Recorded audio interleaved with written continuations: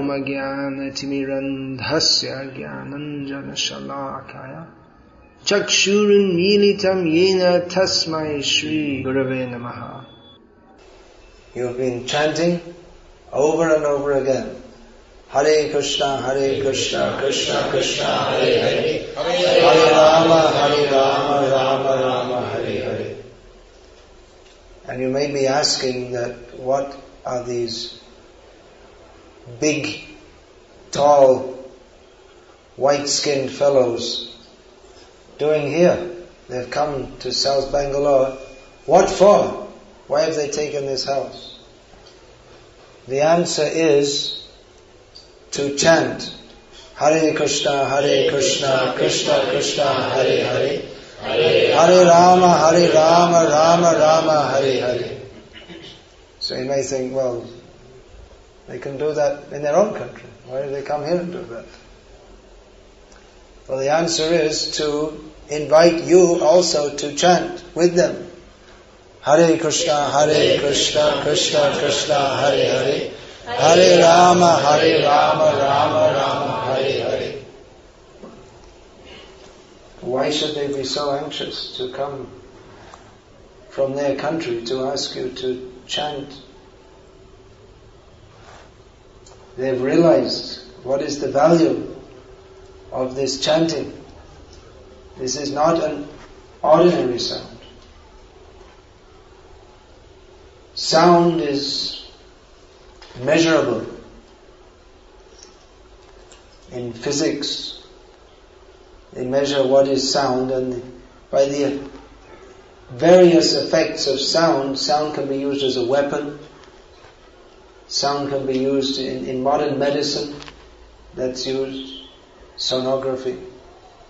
So you can measure the effect or the frequency and the effect of sound. It has various physical effects. But this effect of chanting the names of Krishna, there is no machine that can measure the effect of that. And there never ever will be any machine that can ever measure the effect of chanting Hare Krishna. Because the chanting of Hare Krishna is not material.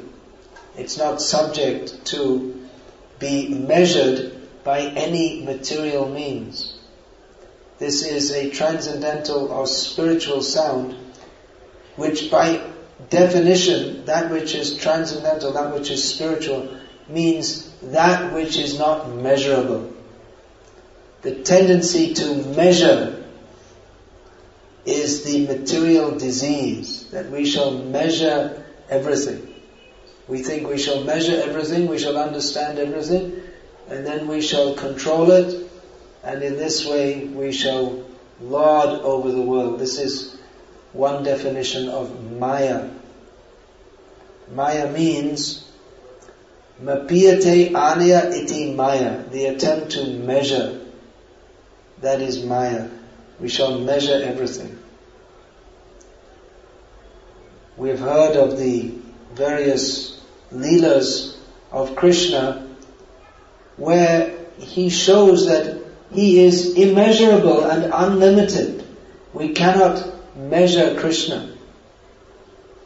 In the language of the Upanishads, we find that he is arupam, ashabdam. The Brahman has no form, there is no sound. But that very form of Param Brahma, Param Dhamma, the very form of Brahman he is Krishna. So that form is not any material form. Material form means we can measure it.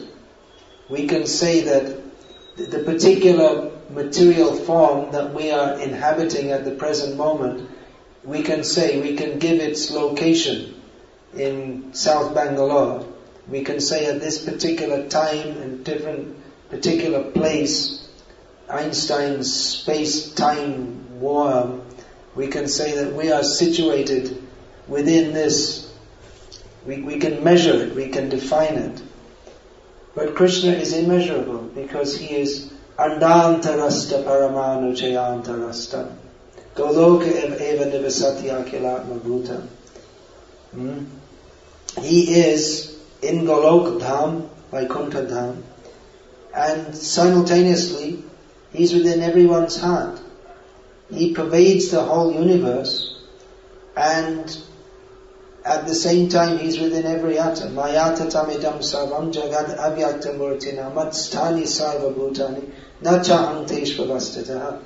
Everything is within Krishna, and Krishna is within everything, but still Krishna is aloof from everything. This is not possible according to imagination, but then Krishna is beyond human imagination. He is achintya, not understandable by the human mind. So there are many leelas of Krishna which demonstrate this. We find that Yashoda Mai, his mother, thinking Krishna as my little son, he needs to be punished because he's a very naughty boy. He's always doing so many naughty things.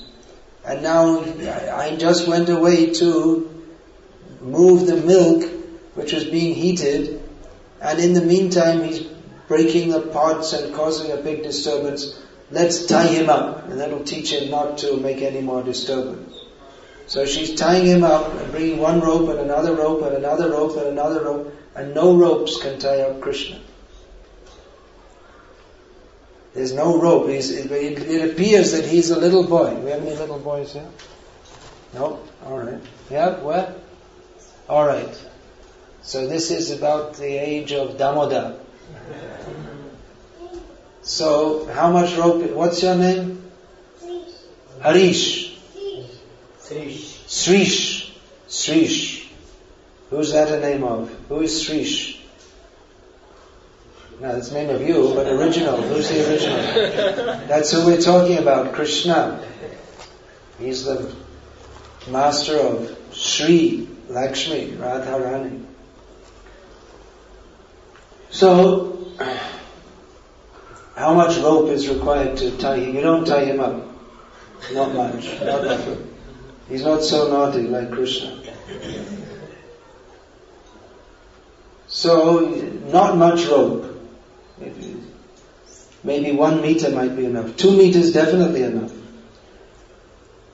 But Mother Yashoda, she brought all the rope in the house, and they're cowherd people, and they have thousands of cows. They have lots of ropes, because you need lots of ropes for tying up cows. But all the ropes in the house are not enough to tie up Krishna. Then she's completely frustrated, and then Krishna, alright, you tie me up. So Krishna was tied up not by any material endeavor, but by the love of Mother Yashoda. Krishna agreed. Pranaya rasana. You tie me up by the rope of love, not by any, don't think I'm like some cow that you can tie up. But by the rope of love, Krishna can be tied up. There are so many examples. Vamanadev, he came before Bali Maharaj. Bali Maharaj offered,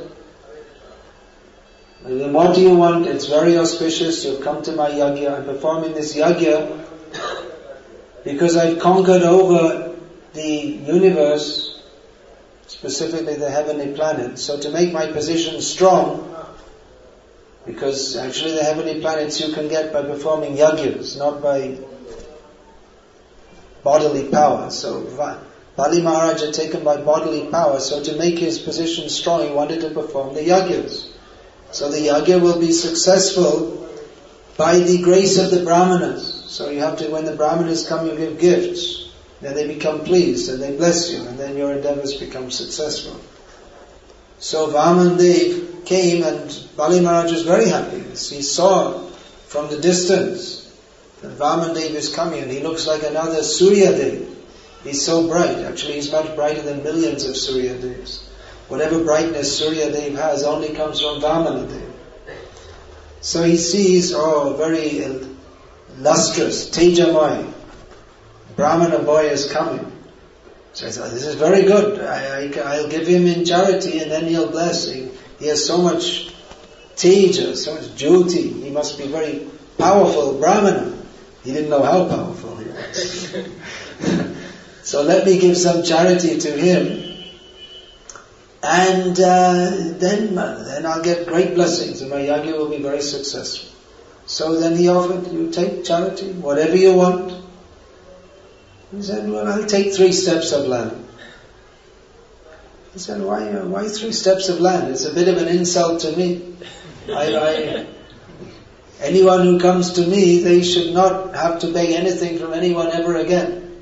I can give you a whole island, which means a whole dweep, just like the whole area of the universe. Why do you just want 3 steps of land? He said, no, you see, Brahmanas, we should be not greedy.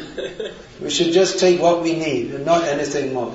So 3 steps of land. He's only a little boy, so 3 steps is going to be very little. So then, tathastu, bring the water pot. And Shukracharya is trying to say, watch out, it's Vishnu. Sarvashvam Vishnave Dadva. What does he say? Mudha Vatishyate Katam. He said to him that if you give everything to Vishnu, how will you live? And he was saying, because I'm also living on Bali Maharaj's mercy. He's a paid priest. So you fool, how are you going to live? But he said, anyway, I've given my word. So the water pot, and then Shukracharya tried to get inside the water pot and stop the water coming. And anyway, the water came, Bali Maharaj gave it, and then we saw little Vamandev. He said, you're 3 steps, that's not going to be very much. But then he expanded his form. It's a well-known story. Trivikram, 3 amazing steps. So with 2 steps he covered the whole universe. So again, immeasurable. You think we can measure Krishna. But 2 little boy, he became so big. So 2 big steps and then 1 little step on the head of Bali Maharaj. But then, as far as Vamandev was concerned, that he'd covered the lower part of the universe with 1 step and the upper part of the universe with another step, and the 3rd step on the head of Bali Maharaj. This was more pleasing. Yes, this is the best step. Because in the whole universe, what's this? There's so many millions of universes. I create universes just in my dreaming. He's creating. The whole material universes are just Mahavishnu's dream. So what is it to him creating universe? But the Bali Maharaj is more important to him than the whole universe, because he is his devotee.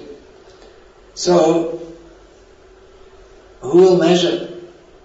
Vamanadev, same thing, Varahadev, came out of the nostril of Lord Brahma, a very tiny form, then became so great. Matsya Avatar, he came in the Anjali of Satyavrata Muni, and became so big that only the vast, gradually became so big that only the vast ocean could accommodate it.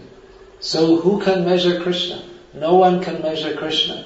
He's immeasurable. If we try to measure, if we try to think, I have understood Krishna, then we have not understood. Jananta eva janantu kimbahu jana me prabhu manaso vapashava cha vaibhavam tava gochara. Brahma, after stealing the cows and cowherd boys from Krishna, thinking that he's just,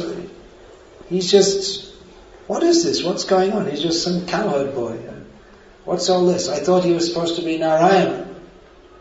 So he thought, I can steal the cows and cowherd boys. But then Krishna showed that he can expand himself millions of times over. That he took each form of each cow and each cowherd boy. Krishna took that form, and each form was being worshipped by millions of Brahmas and Shivas and Indras. And then Brahma thought, I thought I could measure Krishna, but Krishna is immeasurable. So he said that others may say, now I understand, now I've understood Krishna. But as far as I'm concerned, Lord Brahma said, he is not understandable by any means.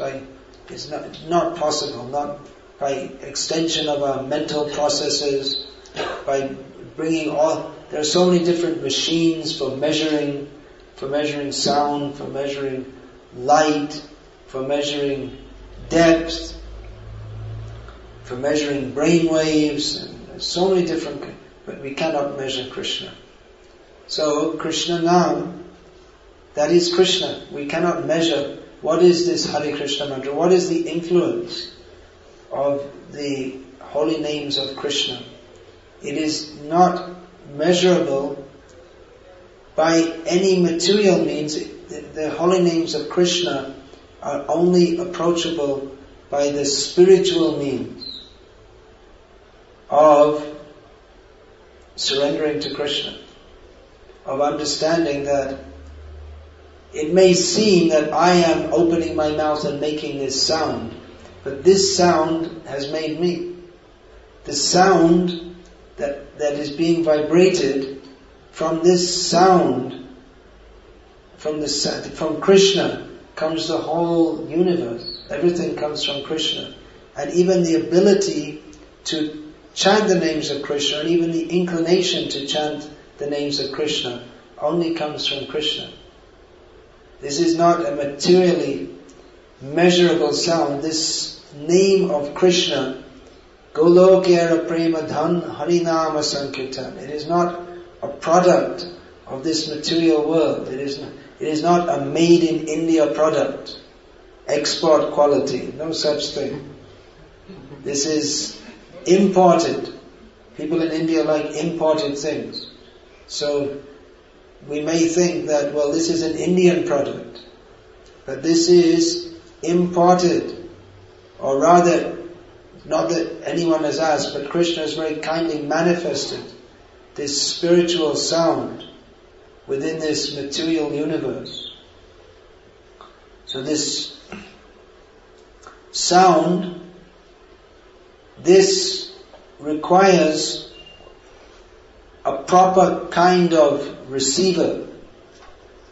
Just like the radio waves, they are everywhere, but you have to have a radio and it has to be tuned in at the right frequency to catch the station. So in the same way, to catch this sound of Krishna, to receive the effect of the name of Krishna, we have to be tuned in at the right frequency. We have to be a proper receiver. Otherwise, so many people may hear the name of Krishna, but not everyone hears in the same way. To some people, they think it's a disturbance. Why are they singing this sound? It's just a disturbance. Some people may think, well, I'm not interested in that. I want Radio Mirchi, 24 hours pop music. And other people may have appreciation, but misplaced appreciation. Just like until recently, until this modern culture swept over India. Now they made such a big fuss about this tsunami, which swept in and killed a few people. But there's a tsunami of materialistic culture which is killing the whole spiritual life of India, which is much more dangerous. But everyone's saying, very nice. Let us become degraded meat eaters and free sex and everything. Very nice. They don't realize how they're killing themselves. So until recently, I think even one generation ago in Bangalore, it was very common that people, they used to rise early and chant Vishnu Sahasranam. And then they stopped, and then they started playing the cassette of, what's her name? M.S. Subbalakshmi, yeah. She died recently, isn't it? They started playing the cassette, and now they just play all rock music. So the culture, it became so much degraded in little over one generation.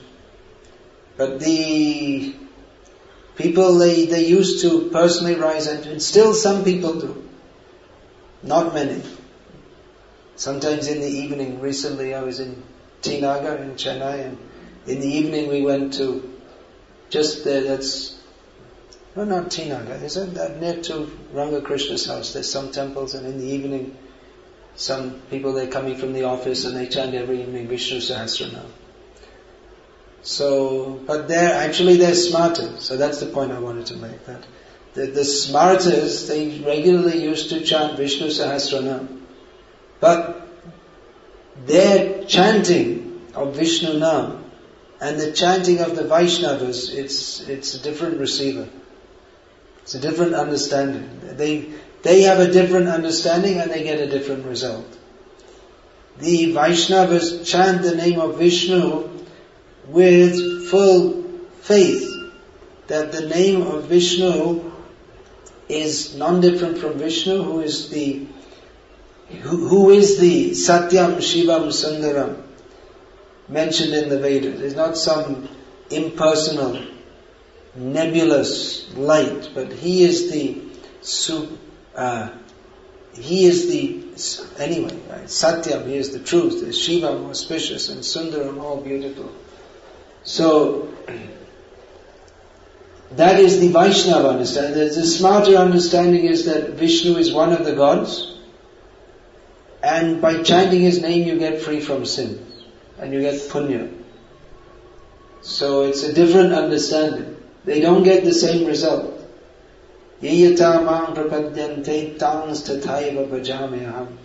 According to how we approach Krishna, in that way He reciprocates. So the smartest worship of Vishnu, that's not the same as the Vaishnava worship. They consider Him one. There's Surya, Ganesh, Shiva, Vishnu and Devi, and they consider that He's one of the gods, and that not accepting He's one of the gods, and ultimately everything is all formless. That's their understanding or misunderstanding. So even though they're chanting and it's a pious activity, but that's all. It's only karma kandi. For them it's karma kandi or punya.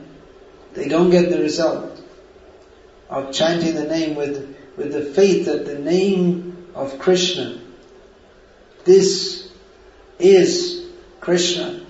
And by chanting the names of Krishna, what is the result of chanting the names of Krishna with full faith and desire to attain love of Krishna? That we will attain love of Krishna, Krishna Prem. That will awaken our service mode. Srila Prabhupada, he always used to say that what is the meaning of the chanting of the names of Krishna? What is the meaning of the Hare Krishna Maha Mantra? O Krishna, O energy of Krishna, please engage me in your service. So by chanting with this is the frequency we need to tune into. The Sevan Mukta, or the understanding that I'm meant to serve, I'm eager to serve Krishna. With this understanding, then the sound of the name of Krishna, this sound, received through the parampara of Sevan Mukh, acharyas, who this sound is passed, it's manifested through the lips and heard through the ears. But that is alive, that is manifest within the heart of the acharyas. Kirtan is not a product of the lips.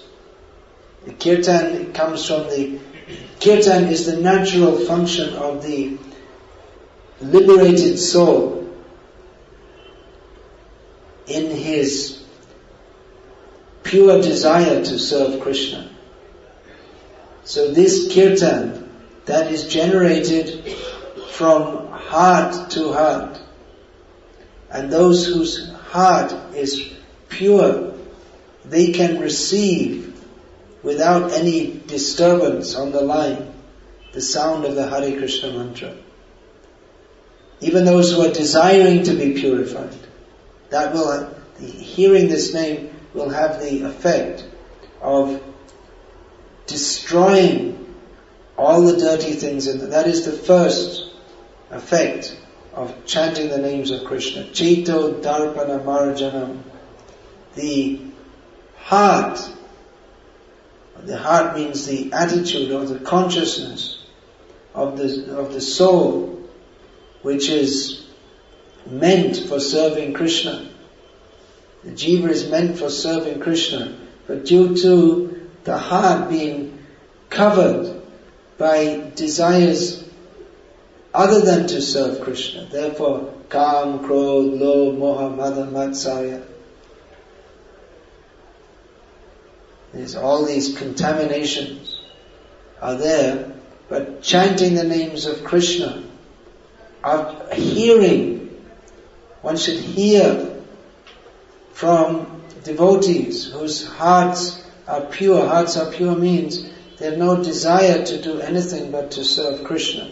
So those devotees, when they speak about Krishna to persons who at least have some initial desire to become purified, then especially hearing that will have its effect. Satam prasangan nama virya samvido bhavanti hrit karna rasayana kataha.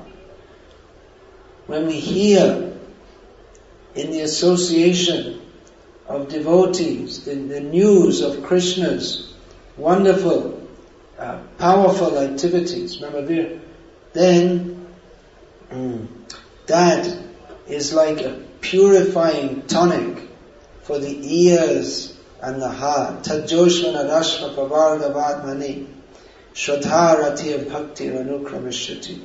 So that will have the effect of vidyate hridaya grantis chidyante sarva samshaya. That will have the effect of breaking, of cutting the knot of material attachment within the heart and dispelling our doubts.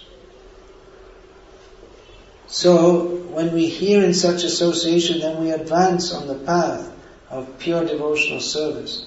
And faith is awakened. First of all, when we hear from devotees, then we have faith. Yes, this is something that I have not been aware of. So long I studied physics and chemistry and social studies, so many things, but they won't teach this in the school. Even in the school they'll teach, there are Hindus, there are Muslims, there are Christians and this, but nothing of any value. Just they put that under social studies. But understanding Krishna is not social studies. It's not religious studies. It's not it's immeasurable. Krishna is not in any mundane category. Krishna is not a subject for our religious studies class. Then you pass and you say, you write the answer and then you get a tick and then you get 9 out of 10 and very good, and you passed your SSC and you can go on to your HSC and then but Krishna is not understandable by mundane academics. Krishna is understandable by those who understand that I cannot understand by any means of my own. That the only means to understand Krishna is by submissive hearing, accepting at the outset that I am not the master of anything, I am the servant of Krishna. So by hearing like that, Yasya deve parabhakti yata deve tata guru tasyaite katitahyata prakashante mahatmana. All the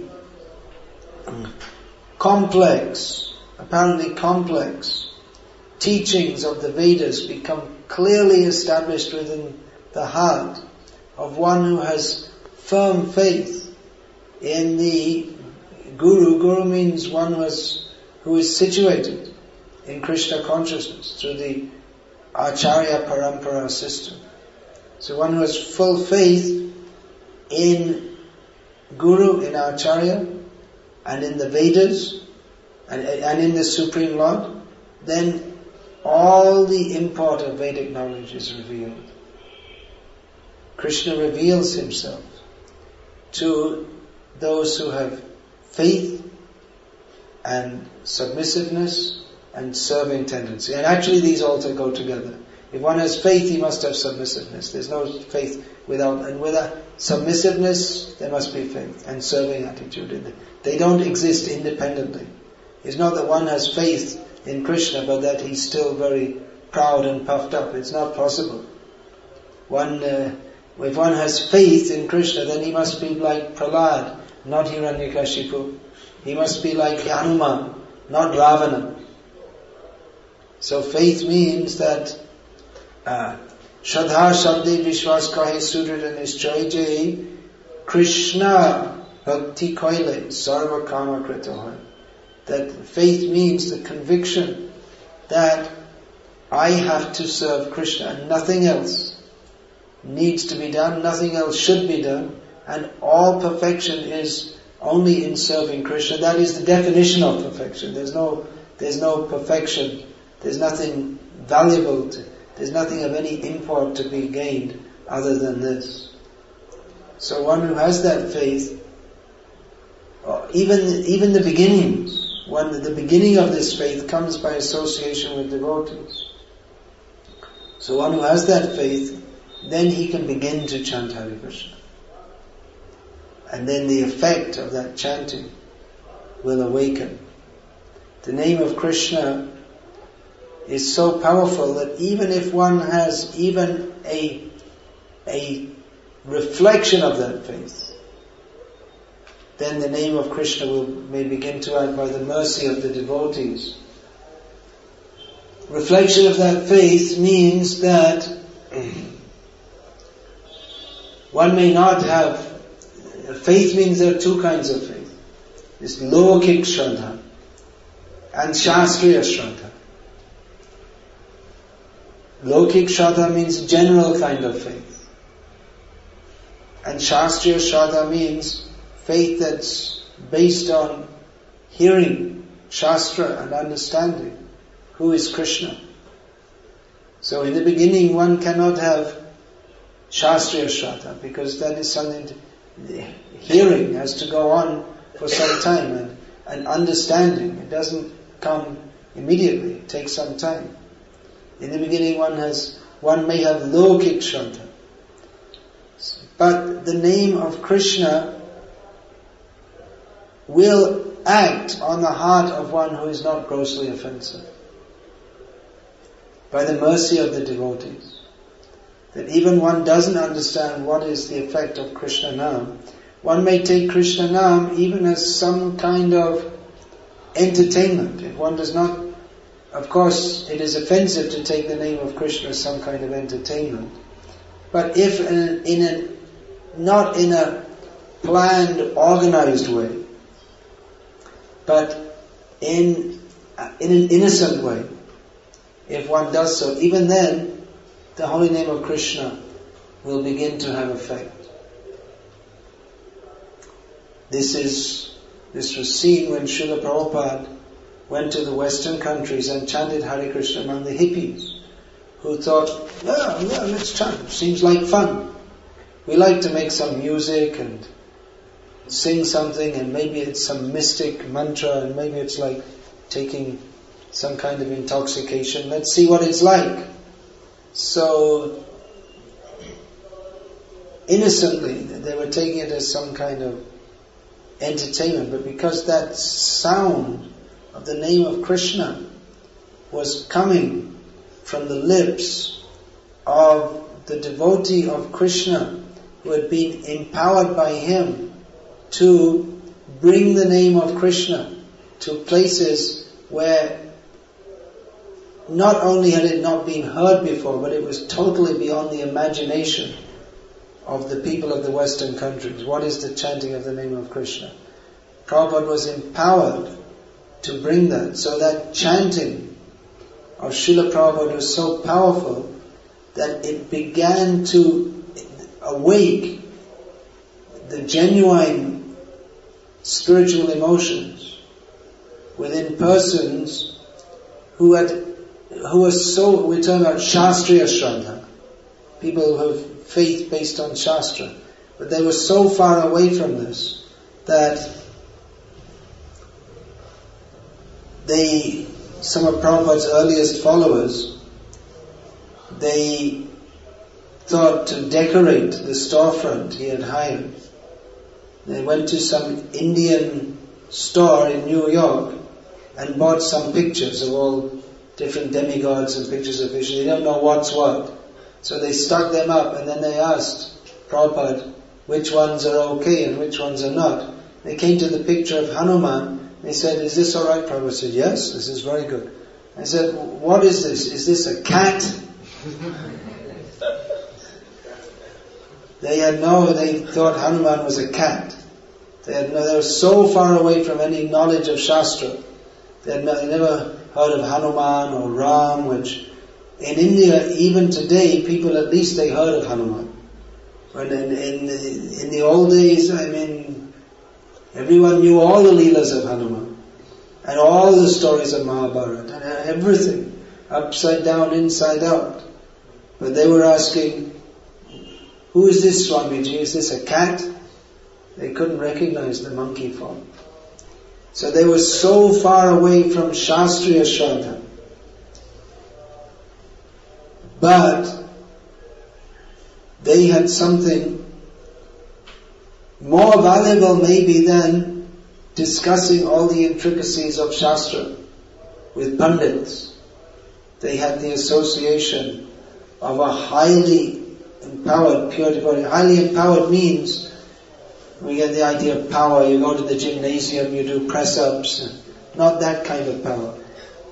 The power that Prabhupada has, that is his strong desire to give Krishna to others. So he was empowered by Krishna.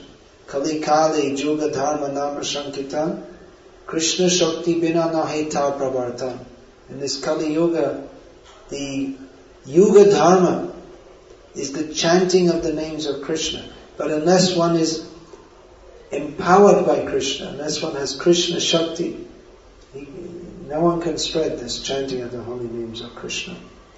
So Prabhupada, he was empowered and he gave a taste for the holy names to people who thought that Hanuman might be a cat. He's so far away from Vedic culture. But Prabhupada gave. And what happened, Prabhupada, one of his first disciples, he accompanied Prabhupada when he went back to India in 1969. He went with him to Vrindavan. And he said that, he wrote back to devotees in New York that it's very nice here in Vrindavan and so many people are chanting Hare Krishna.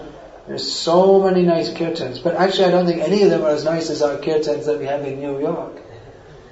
And still today, we play again and again and again the kirtan of Prabhupada, singing very simply, no musical finesse, very simply. Hare Krishna, Krishna Krishna, Hare Hare, Hare Rama, Rama Rama, Hare Hare. Just the same tune over and over again with, we might say, his very neophyte disciples chanting with him. But the spiritual Shakti is there more than, of course, music is a great science. That's at the top. There are so many, that's the top of Vedic culture. When one has become such a great Pandit that he knows all the Vedas upside down, inside out, back to front, then he has to go on to music. Now generally we think, well, music, that's for people who are not so scholarly or anything. But this Saraswati, she is the Vidya. She is for Vidya and also for Sangeet. So that Sangeet is not this radio mirchi or anything even slightly connected with that. But that is the sounds of the spiritual world. Because when one becomes fully knowledgeable, in Shastra, then what is that knowledge? Vedaischa sarvaraham eva vedyaha. All Vedic knowledge is only meant for understanding Krishna. Vede Ramayane chaiva Purane Bharate tatha Adav ante cha madhye cha Hari sarvatra giyate. All the Vedas, Puranas, Ramayana, Mahabharata, beginning, middle and end, the only subject matter is glorification of Krishna. So, Kirtan is actually, for the most, when one becomes actually learned, then Kirtan. Kirtan gives knowledge, vidya vadhu jivanam, and by knowledge, one has to come to the point of Kirtan. So either way, actual Kirtan means with knowledge. Otherwise we may be chanting Hare Krishna, but with the wrong concept that won't be chanted. These Sai Baba people, they also chant Govinda, Govinda, all this they chant. But there's no Govinda, that's only their imagination. That chanting won't help them.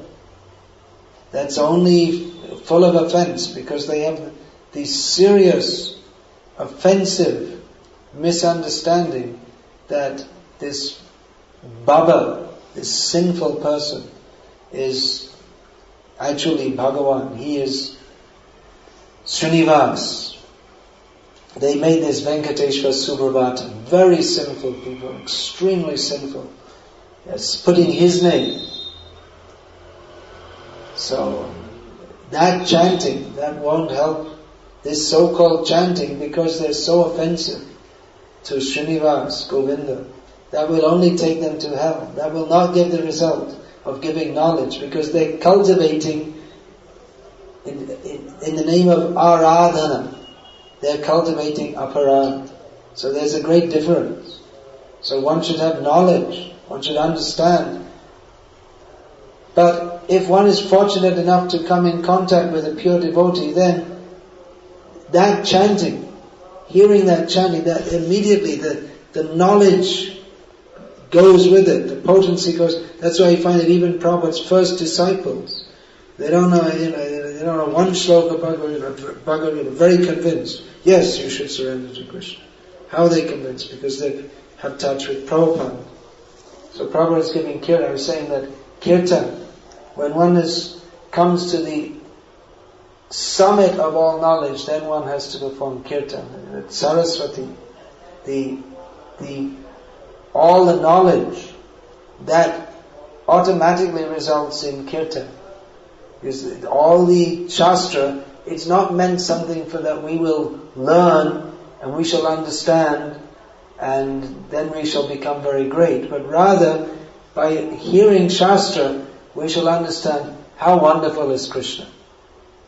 How wonderful is Krishna. His mother is trying to tie him up. She cannot tie him up, but only with the ropes of love. How wonderful that he has cheated Bali Maharaj, and at the same time, Bali Maharaj is the happiest person in the whole universe. He lost it all, and he was humiliated, and he's very happy because Vamandev has put his foot on my head.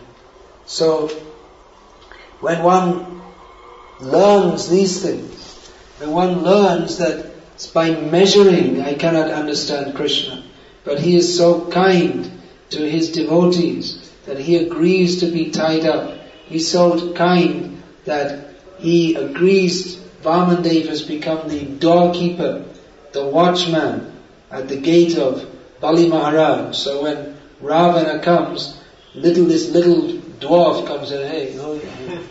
Vamandev says to Ravana, who are you? And Ravana looks at him and says, who are you? Little dwarf. So no more talk. Vamana gives him a kick and kicks him to the other side of the universe, and he never comes back. So, when we hear about the Supreme Lord, Krishna, then naturally, there's no more thing what should we do? Automatically, kirtan is the automatic function of the soul who is imbued with transcendental knowledge. So, that music, culture, That is the so very complex culture, the music that will glorify Krishna. But in Krishna Nam Kirtan, even if one is not very expert musically, it's very difficult to find anyone who's very expert musically. But if someone simply with some faith opens their mouth and joins in the chanting of Hare Krishna, even they may not be very expert musically, that will be very pleasing to Krishna. Music, you can, if you like, you can take a photo later. Please not now. The music that is meant for the pleasure of Krishna, and Krishna enjoys, is the supreme enjoyer, and the music is meant for Krishna's satisfaction. But the essence of that is everything is expressed in the Hare Krishna mantra, the whole spiritual world.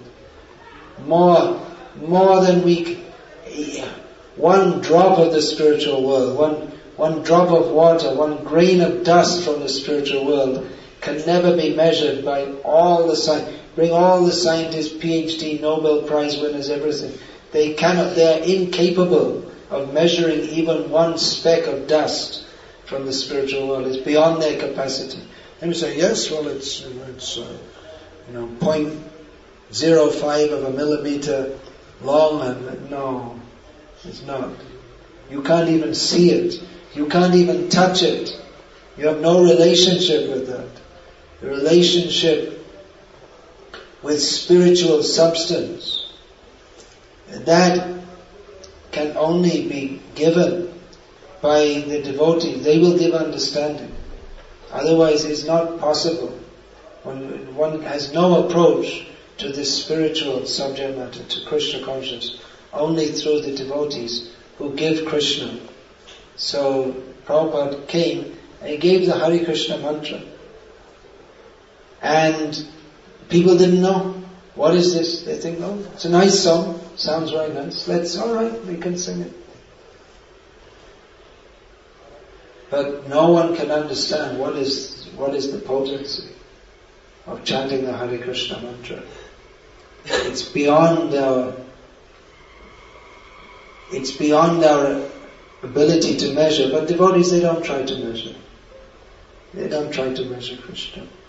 Krishna Nam Dhari Kotobal, as Bhaktivinoda Thakur says. We don't try to measure. We simply think, oh, how kind is Krishna that He allows us to chant His holy names. How kind is He that He gives us this opportunity. And devotees very happily chant the names of Krishna with full faith that by doing so, everything is achieved. I'm so fortunate. I have been given this gift of chanting the holy names of Krishna. So, Krishna is His name. We can, by chanting the names of Krishna, we can capture Krishna within our hearts. If we actually chant. Chanting means with love.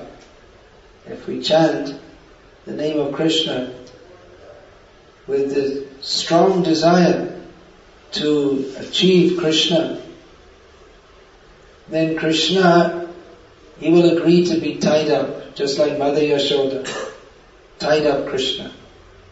Not by any ordinary ropes, but by the ropes of love.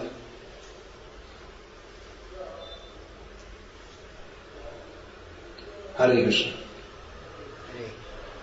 Anything else? You'd like to say something? Say that in the microphone. Gokul Chandra Prabhu has something to say. Hare Krishna, Krishna Krishna, Hare Hare, Hare Rama, Rama Rama, Hare Hare. Thank you very much. That was a very proper comment.